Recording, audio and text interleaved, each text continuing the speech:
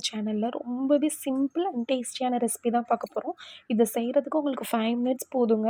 நீங்கள் தயிர் சாதத்துலேருந்து சாம்பார் சாதம்ன்ட்டு எல்லாத்துக்குமே இது ரொம்பவே சூப்பர் காம்போவாக இருக்கும். வாங்க எப்படி பண்ணலான்னு பார்க்கலாம். இதுக்கு நான் பச்சை பட்டாணி, பட்டர் பீன்ஸையும் நான் எடுத்திருக்கேன் கொஞ்சோண்டு. அது கூட கொஞ்சோண்டு வேக வச்சு நான் சேர்த்துக்கிறேன். இது கூட நான் பெரிய வெங்காயம் 1 ஆட் பண்ணியிருக்கேன், 2 தக்காளி ஆட் பண்ணியிருக்கேன், 5 சின்ன வெங்காயம், 2 கீறின பச்சை மிளகா, 2 ஸ்பூன் மிளகாய்த்தூள், 1 ஸ்பூன் மல்லித்தூள், கொஞ்சோண்டு உப்பு, இது எல்லாத்தையும் சேர்த்துக்கிறேன். இது கூடவே நான் தேவையான அளவு ஆயிலையும் ஆட் பண்ணிக்கிறேன். ஆயில் கொஞ்சம் ஆட் பண்ணிக்கோங்க, ஏன்னா நம்ம தாளிக்கவும் ஆயில் ஊற்றுவோம். ஸோ அதனால் ஆயில் பார்த்து ஆட் பண்ணிக்கோங்க.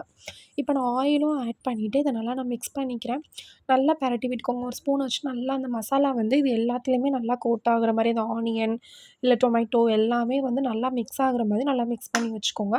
இது ஒரு 10 மினிட்ஸ் அப்படியே அதை விட்டுருங்க, அது நல்லா ஊறட்டும். இப்போ நான் ஒரு பேனில் ஆயில் ஊற்றிக்கிறேன். ஆயில் கொஞ்சம் கம்மியாகவே ஊற்றிக்கோங்க, ஏன்னா நம்ம அதுலேயும் ஆயில் ஆட் பண்ணியிருக்கோம். ஸோ ஆயில் இப்போ ஊற்றும்போது கொஞ்சம் பார்த்து ஊற்றிக்கோங்க. இப்போ ஆயில் நல்லா சூடாக இருந்தணும், நான் இதில் வந்து கடுகு போட்டுக்கிறேன். கடுகு நல்லா நிறையாவே போட்டுக்கோங்க, அப்போ தான் டேஸ்ட் நல்லாயிருக்கும். கடுகு நல்லா பொரிஞ்சதுக்கப்புறம் இதில் நான் கடலைப்பருப்பு ஆட் பண்ணிக்கிறேன். எனக்கு பர்சனலாக கடலைப்பருப்பு சாப்பிடும்போது அந்த கடிச்சு சாப்பிட்ற ஃப்ளேவர் ரொம்ப பிடிக்கும். அதனால் நான் எந்த டிஷ் செஞ்சாலுமே நான் கடலைப்பருப்பு கொஞ்சம் எக்ஸ்ட்ரா தான் ஆட் பண்ணிப்பேன். உங்களோட டேஸ்ட்டுக்கு ஏற்ற மாதிரி நீங்கள் கடுகும் கடலைப்பருப்பும் ஆட் பண்ணிக்கோங்க. இப்போ இது கூட சோம்பு ஆட் பண்ணியிருக்கேன். சோம்பு எதுக்குன்னா, இதுக்கு வந்து ஒரு நான்வெஜ் ஃப்ளேவரை கொடுக்கும், அதுக்காண்டி தான் நான் சோம்பு ஆட் பண்ணியிருக்கேன். கொஞ்சோண்டு கருவேப்பிலை ஆட் பண்ணிக்கிறேன். ஆட் பண்ணி இது எல்லாத்தையும் நல்லா நான் ஃப்ரை பண்ணிக்கிறேன். கருவேப்பிலை எல்லாமே நல்லா பொரிஞ்சு வரட்டும். இது நல்லா பொரிஞ்சு வந்ததுக்கப்புறம் நம்ம ஆல்ரெடி மிக்ஸ் பண்ணி வச்சுருக்கோம்ல, இந்த பட்டாணி, பட்டர் பீன்ஸ் அண்ட் காலிஃப்ளவர், இது எல்லாத்தையுமே நான் திருப்பி இதில் போட்டு நல்லா மிக்ஸ் பண்ணிக்கிறேன். அந்த ஆயிலில் எல்லா இடத்துலையும் படுற மாதிரி நல்லா ஹீட் எல்லாத்துக்கும் ஏறுற மாதிரி நல்லா ஸ்ப்ரெட் பண்ணி விட்டு மிக்ஸ் பண்ணிக்கோங்க. ஒரு இதுக்கு வந்து நீங்கள் தண்ணி எதுவுமே சேர்க்காதீங்க, தண்ணி இதுக்கு தேவையே இல்லை. இது அந்த ஆயில்லையே நல்லா சூப்பர்பாக வரும். நீங்கள் வந்து சிம்மில் மட்டும் அடுப்பை வச்சுக்கோங்க. அடுப்பை வந்து நீங்கள் ஹை ஃப்ளேமில் வச்சு பண்ணிங்கன்னா, நம்ம ஆயிலும் கம்மியாக தான் ஊற்றிருக்கோம், ப்ளஸ் தண்ணியும் ஊற்றலை. ஸோ கீழே பிடிச்சிரும். அதனால் நீங்கள் அடுப்பை மட்டும் லோ ஃப்ளேமில் வச்சு ஒரு மூடி போட்டு வச்சு மூடிக்கோங்க.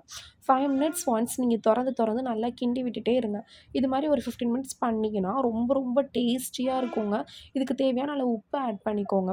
இந்த மாதிரி இது வந்து ஒரு 3/4 பதம் வெந்ததுக்கப்புறம் நான் இதில் கொஞ்சோண்டு கரம் மசாலா தூள் ஆட் பண்ணியிருக்கேன்.